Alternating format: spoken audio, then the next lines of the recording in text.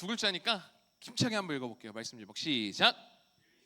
일십이라는 제목으로 말씀 나눠보겠습니다. 여러분 혹시 그런 경험 있어요? 내가 분명히 카톡을 보냈어요.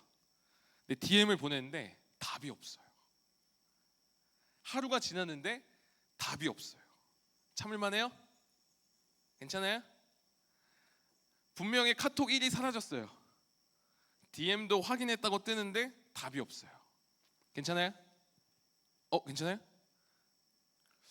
이런 건 어때요? 내가 보낸 건 읽고 답이 없는데 나랑 같이 있는 단톡에선 대화하고 있어.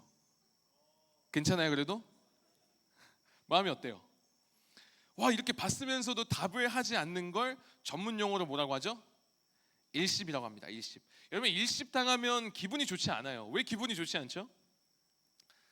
단순히 답장이 없어서라기보다는 내가 할 말이 있으니까 연락한 거잖아요. 그래서 상대방을 향해 상대방이 어떻게 생각할까 고민하면서 내 시간과 마음을 담아서 들여서 보낸 건데, 일십을 당하는 순간 어떤 마음이 드냐면 나를 소중히 여기지 않는 것처럼 느껴지기 때문에 일십이 굉장히 기분이 안 좋은 겁니다. 그렇잖아요 여러분. 누군가 나를 무시하거나 내 말을 들어주지 않을 때, 나를 알아주지 않으면 속상하잖아요. 그렇죠? 그러니 일십하지 마세요. 찔리는 사람 있죠?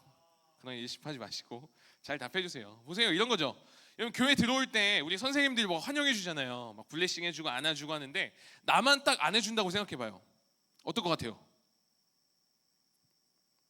좋을 것 같죠? 좋을 것 같죠? 블레싱도 안 해주고 아는 척 안 한다고 한번 생각해보세요. 좀 더 생각해보세요. 지나가는데 선생님이 나를 분명히 봤는데 아는 척 안 해요. 물론 한 주는 좋을 수 있어요. 한 주는 나 편하게 예배 왔다 갔다 한다. 한 주는 좋을 수 있어요. 근데 인사도 안 하고 말도 안 걸어요. 근데 다른 친구들한테는 반갑게 인사해주고 안아주고 간식 주고 말 걸어주고 그래요. 여러분 이게 한두 번이야. 나를 신경 안 써주는 게 좀 편하다고 느끼겠지만 계속 투명인간 취급하면서 살아간다? 이거 굉장히 괴롭지 않겠어요? 너무 속상하고 내가 왜 이런 대접을 받아야 되나 억울하고 자존심이 상하죠. 내 존재가 의심스러워지기까지 하죠. 여기까지 보면 보통 누가 일십을 해요? 여기까지만 보면 솔직히 선생님들이 일십 많이 해요? 여러분이 일십 많이 해요?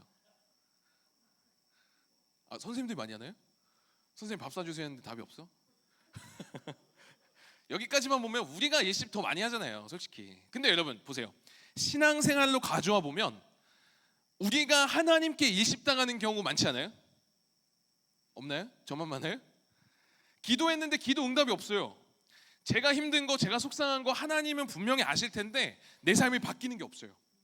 교회에 매주 예배 나오고 기도를 하지만 하나님이 정말 계시는가? 일십당하는 것 같을 때가 많이 있다는 거죠. 오늘 본문에 나오는 이 예레미야라는 사람이 있는데 이 사람도 딱 이와 같은 상황이었고 이와 같은 마음이었습니다. 여러분 예레미야는 대충 신앙생활 하는 사람도 아니었어요. 하나님을 모르는 사람도 아니었고 오히려 하나님을 굉장히 잘 알았고 심지어 하나님의 말씀을 다른 사람들 대표해서 전했던, 너네 이렇게 믿어야 돼, 하나님 이런 분이야 라고 전했던 선지자였습니다. 그런 그가 하나님께 어떻게 얘기하고 있어요? 오늘 본문 다시 한번 읽어보겠습니다. 본문을 생각하면서 읽어볼게요. 시작. 어찌하여 내가 태에서 나와서 고생과 슬픔을 보며 나의 나를 부끄러움으로 보내는고. 지금 이렇게 얘기하는 거예요. 어째서 나 태어났는데 왜 이렇게 고생하면서 슬픔 가운데 지내야 됩니까? 라고 얘기하는 거죠. 여기서 고생이라는 단어가 히브리어로 아말이라는 뜻인데, 아말, 여러분 뼈 빠지게 노력한 적 있잖아요. 뼈 빠지게 애를 썼는데 아무 결과가 없는 그때 허무함, 그때 그 어떤 말할 수 없는 그런 절망감, 그걸 여기서 고생이라고 합니다. 예레미야는 자신의 인생이 뭔가 열심히 했는데 헛수고 같다면서 지금 울면서 외치는 거예요. 하나님 왜 나를 태어나게 하셔서 왜 이 고생 시키십니까? 이럴 거면 저를 태어나게 하지 말지. 하나님 제 삶에 의미가 있습니까? 저 왜 태어난 거예요? 여러분 어때요? 여러분 왜 태어났죠? 그냥 왜 태어났어요? 예레미야와 같은 이 물음이 여러분에게도 동일하게 한 번쯤은 하나님께 묻고 싶은 물음이기도 해요.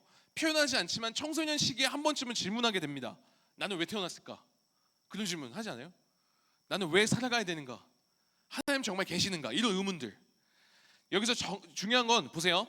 자, 성경은 이런 질문을 했다라고 넌 잘못됐어 라고 얘기하지 않아요.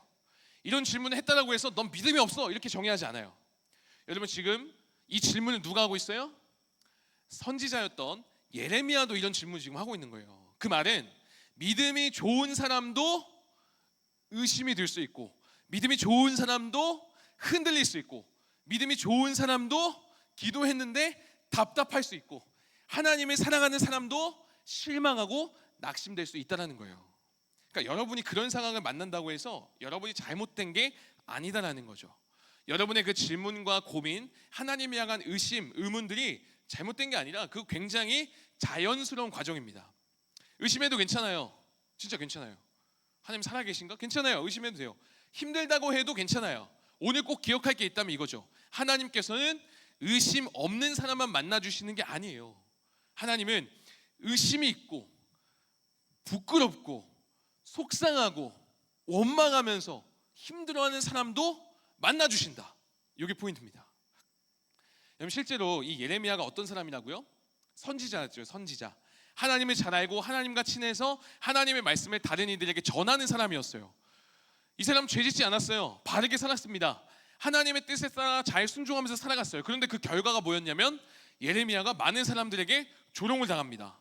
손가락질 당해요. 저거. 심지어 이 사람들한테 맞아요. 잘못한 게 없는데 맞고, 잘못한 거라고는 하나님의 말씀을 전한 것밖에 없는데 게다가 감옥까지 갑니다. 너무 억울하지 않아요? 여러분도 그런 억울함 겪은 적 있어요? 없나요? 일십 중이에요? 괜찮아요. 주님, 내가 뭐 잘못한 것도 없어요. 난 하나님의 자녀라고 인정하고 하나님의 뜻에 그렇게 어긋나는 행동도 한 적이 없어요. 물론 했다면 여러분 할 말 없죠. 뭐 했으면 할 말 없는데 잘 살아갔는데, 예레미야와 같은 그런 억울한 상황 마주한 적 있지 않아요? 황신이라고 저희 교회 몇 번 왔던 목사님, 서울에 있을 때 가르쳤던 청소년이었던 애가 있어요. 지금은 이제 애기 아빠가 돼서 잘 지내고 있는데, 샐러디 알아요? 샐러디인가? 그거 무슨 점장인가 그렇대요. 그래서 뭐 가끔 김천 샐러디 먹었다가 막 이렇게 하는데, 하여튼 이 친구가 청소년 때 찬양팀 건반이었습니다. 우리 태정이처럼 건반 치고, 이 친구가 정말 신앙생활 열심히 했어요. 고3 때도 우리 태정이처럼 변함없이 건반한 거예요. 그래서 샐러디? 하여튼 대학 가서도 이 친구가 열심히 하고 아주 열심히 하는 친구였어요, 신이가. 근데 하루는 너무 억울하다면서 저를 찾아왔어요. 학교에서 그런 친구들 있죠. 좀 시끄럽게 하는 친구들. 조용한 친구도 있고 되게 시끄러운 친구도 있잖아요. 그 친구들이 잘못을 해서 벌을 받게 됩니다. 벌이 뭐였냐면 선생님이 얘네를 묶어서 너네 여기 청소해 라고 청소시켰어요. 근데 신이가 그 친구들과 상관없었어요. 신이는 그 친구가 아니었어요. 그날 큐티 말씀이 뭐였냐면 낮은 곳으로였어요. 낮은 곳으로. 예수님이 연약한 이들이 있는 곳을, 인정받을 수 없는 낮은 곳으로 가셨다라는 말씀을 딱 신이가 큐티하고 적용을 하려고 하는데 이 말씀이 떠오른 거예요. 그 친구들 보는데 이 말씀이 떠올라서 이 친구들이 이제 청소하고 그렇게 가려고 하는데 신이 혼자 이제 말씀을 기억하니까 뭔가 마음이 안쓰러운 거예요. 얘네만 청소하는 게 좀 안쓰럽고, 여기가 낮은 곳인 것 같고, 얘네 뭔가 도와줘야 될 것 같고, 그래서 말씀을 기억하면서 청소를 같이 도와줬대요. 열심히 청소를 하는데, 여러분 그 시끄럽게 하는 애들은 여전히 시끄럽죠. 청소 제대로 안 해요. 걸레 막 던지고 물 막 뿌리고 엉망이죠. 근데 신이는 열심히 했어요. 열심히 도와줬어요. 근데 그 현장을 굉장히 무서운 학생 주임 선생님이 지나가다 봐요. 청소시켰던 선생님이 아니에요. 그냥 지나가다가 본 거죠. 근데 너무 더러운 거예요. 선생님이 가까이 오니까 엉망인 거죠. 그 상황을 보고 애들 다 데리고 와서 혼냅니다. 이 선생님이. 그 당시에는 처벌이 있었어요. 지금 처벌 없죠, 여러분. 뭐 맞고 그런 거 없잖아요. 그 당시에는 뭐만 잘못하면 막 뺨을 때리고, 뭐만 잘못하면 엎드려 뻗쳐서 막 엉덩이 때리고. 근데 신이도 이 친구들이랑 같이 가서 엎드려 뻗쳐갖고 엉덩이 10대씩 맞은 거예요. 신이가 잘못한 게 뭐 있죠? 신이 잘못한 거 없잖아요. 오히려 이 애들 안쓰러워서 청소 도와주다가 칭찬은커녕 억울하게 맞은 거잖아요. 그리고 그 후에 그 시끄러운 애들이 자기들 돕다가 신이가 이렇게 맞았으면 그래도 야, 괜히 우리 때문에 미안하다 이렇게 한마디만 했어도, 괜히 우리 때문에 혼난 거 아니냐 이 한마디만 해줬어도 좋았을 텐데 전혀 신경도 안 쓰더래요. 그러니까 더 속상한 거죠. 억울하고, 누구 하나 본인 알아주니 없고, 나름 말씀이 떠올라서 순종하면서 낮은 곳으로 간 건데 오히려 혼나고 맞고, 이게 뭔가 싶더래요. 막 짜증이 나더랍니다. 이 신이도 이 예레미야도 비슷한 상황인 거죠. 다 알면서 하나님은 다 보고 계시면서 다 들으시고 보고 계실 텐데 계속해서 하나님이 일십하시는 것 같은 거예요. 여기서도 우리가 잊지 말고 기억해야 될 게 뭐다? 여러분, 하나님 믿는다고 해서 어려움이 사라진다 안 사라진다? 안 사라진다는 거예요. 신이가 속상해했고 오늘 선지자 예레미야도 원망하며 흔들렸고 위대한 선지자 엘리야도요 성경을 보면 지쳤고 다윗은 심지어 하나님께 막 울부짖어요. 요나는 심지어 하나님이 가라 했는데 본인이 일십하고 다른 데로 도망치죠. 여러분, 하나님의 사람들도 그럴 수 있다는 거예요.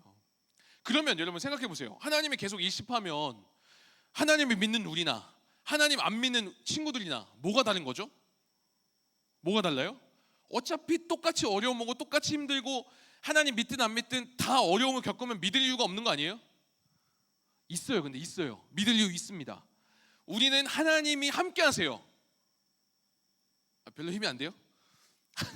하나님이 여러분과 함께 하세요. 하나님이 우리들의 말을 들으세요. 여러분의 기도를 들으세요. 그리고 여러분 곁에 하나님 여전히 함께 하십니다. 하나님 여러분 안 떠나세요. 안 믿는 사람은 자신의 어려움과 한계를 쏟아 놓을 데가 없어요. 그래서 보통 어디다 쏟아나요? 친구한테 쏟잖아.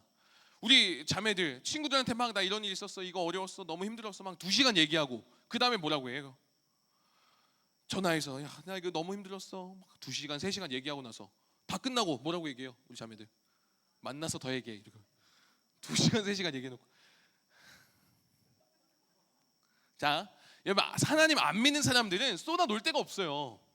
그거 그냥 원망이 될 뿐입니다. 근데 하나님 믿는 우리는요, 이 세상 사람들과 똑같이 힘들고 똑같이 어렵고 똑같이 힘든 마음을 쏟아 놓을 때 사람에게 하면 우리 원망이 되지만 우리는 쏟아 놓을 때가 있어요. 하나님께 쏟아 놓으면 돼요. 그렇게 하나님께 쏟아 놓는 모든 것이 기도가 됩니다. 그럼 기도가 어려운 게 아니에요. 여러분이 쏟아놓는 모든 말과 모든 원망과 불평, 그 힘든 것을 다 하나님께 쏟게 되면 그거 다 기도가 되는 거예요. 여러분도 이러한 시간들, 이러한 상황들 있을 수 있어요. 학교에서 지쳐요. 관계가 힘들어요. 부모님과 말이 통하지 않아요. 성적 때문에 숨이 막혀요. 미래가 불안해요. 내가 뭘 좋아하는지 뭘 잘하는지도 모르겠어요. 그럴 때 보통 뭐예요, 여러분?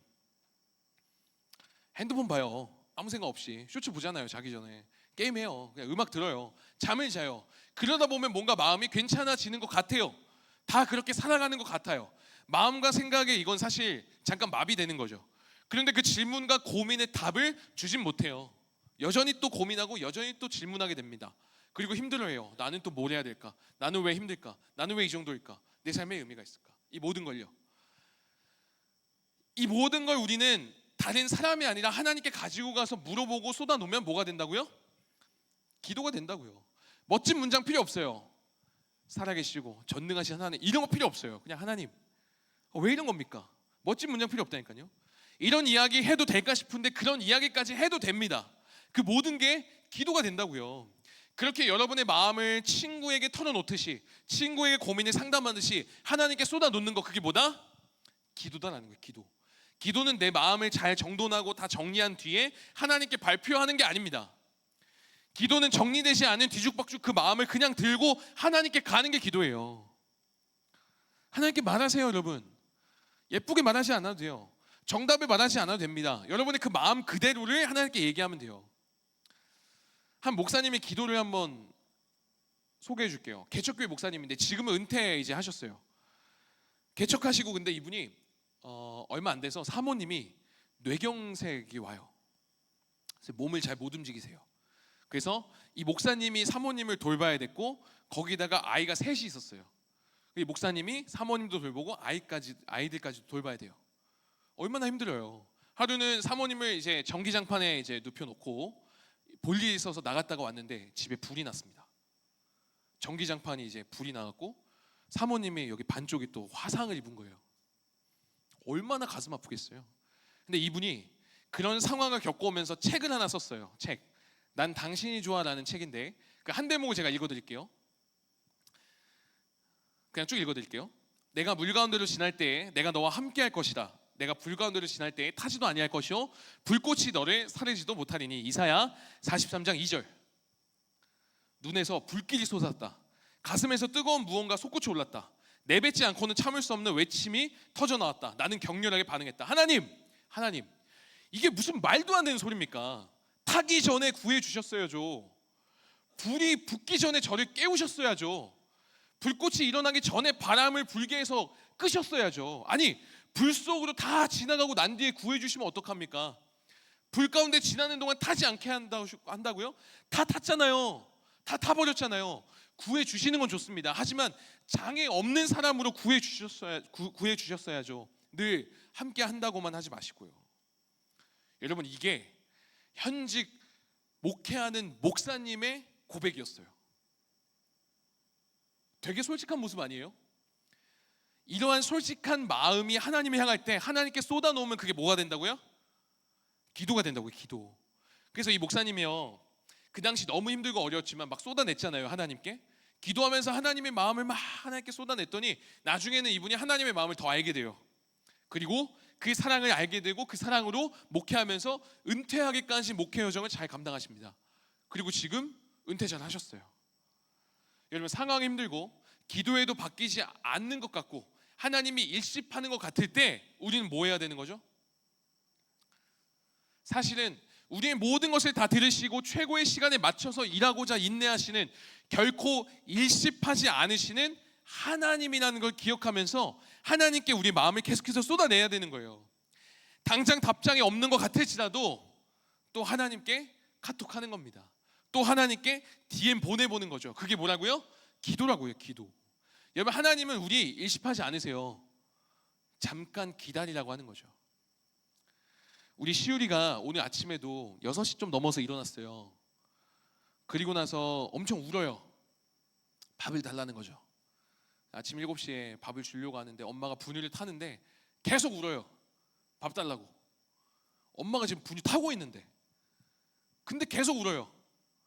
아니, 시우라, 조금만 기다려봐. 엄마가 지금 밥 타고 있잖아. 상관없어요. 계속 울어요. 왜냐면 시우리 입장에서는 이거 완전 일십하는 거 아니에요? 부모가? 나 배고프다는데 왜 안 주는데?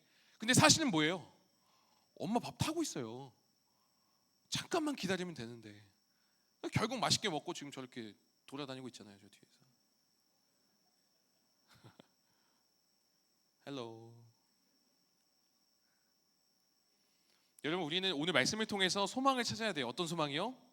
분명히 하나님이 일십하시는 것 같은 상황, 절망적인 상황이지만 그럼에도 하나님께 또 마음을 쏟고 기도할 때 그 고백이 우리가 바뀌게 돼요. 그리고 하나님은 지금 우리 시우리에게 기다리라고 했던 것처럼 분유 타고 계시는 거예요. 여러분에게 줄 거 지금 만들고 계시는 거라고요. 그 절망적인 예레미야, 아니 이럴 거면 하나님 저 왜 태어나게 했습니까? 자신의 삶을 저주하는 것처럼 이야기했던 이 예레미야도요, 그 모든 것을 안고 하나님께 나아갔더니 나중에 어떻게 돼요? 계속해서 하나님의 말씀 전해요. 그리고 소망의 선지자가 되고 아주 유명한 고백을 남기는데 그 고백이 여기 있습니다. 우리 같이 한번 읽어볼까요? 예레미야 애가 3장 21절부터 23절 같이 한번 읽고 마치겠습니다. 시작. 우리를 향한 주님의 크신 사랑과 자비가 영원토록 다함이 없기에 우리가 완전히 소멸되지 않았다는 사실입니다. 진실로 이 사실이 아침마다 새록새록 새로운 것은 정녕 우리를 향한 주님의 신실하심이 크고도 크기 때문입니다. 여러분, 이거 아까 나 왜 태어나게 했어요? 왜 태어나게 해서 이 고생과 슬픔 가운데 살아가게 합니까? 라고 고백했던 그 예레미야가 똑같이 지금 이후에 고백하는 동일한 사람이 얘기하는 겁니다. 동일한 사람이 뭐라고 얘기하고 있어요? 하나님의 사랑과 자비는 영원합니다. 하나님의 신실하심이 크고 큽니다. 여러분, 그 일십하는 것 같은 하나님, 그러나 그 하나님께 계속 마음을 쏟아 나아갔더니 그의 삶에 변화가 있었고 그의 삶에 하나님의 응답이 있었고 그의 삶에 하나님의 만지심이 있었다라는 거예요. 여러분의 그 원망과 불평, 어려움 있을 거예요. 그거 어디다 쏟아놓을래요? 친구들이 아니라 하나님께 쏟아놓는 기도를 해나갈 때 여러분 변화가 있다라는 거예요. 여러분, 왜 이렇게 살아가는지, 왜 이렇게 어려움이 있는지 내 삶에 향한 거대한 물음표가 있잖아요. 왜 내 인생은 이 정도일까? 근데 그 물음표를 안고 하나님께 나아갈 때 결국에 하나님이 답을 주신다는 거죠. 여러분, 예수님도 십자가에서 왜 나를 버리시나이까 성경에 분명하게 얘기해요.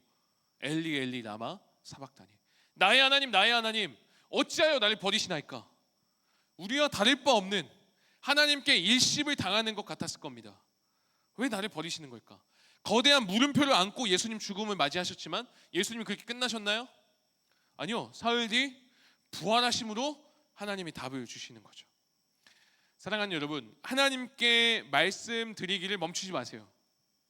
여러분의 원망과 여러분의 불평과 의심을 친구들에게 쏟지 말고 그 모든 걸 하나님께 쏟으십시오. 그 모든 게 기도가 됩니다. 그래서 다시 기도하고 다시 예배하고 다시 하나님께 나아갈 때 결코 일십하지 않으시는구나, 그 하나님을 여러분도 경험하게 될 것입니다. 그렇게 살아가는, 그렇게 이번 한 주 잠깐이라도 좋으니 기도에 나아가는 여러분 되기를 주님의 이름으로 축복합니다. 우리 반별로 모여보도록 할게요. 반별로 모이겠습니다.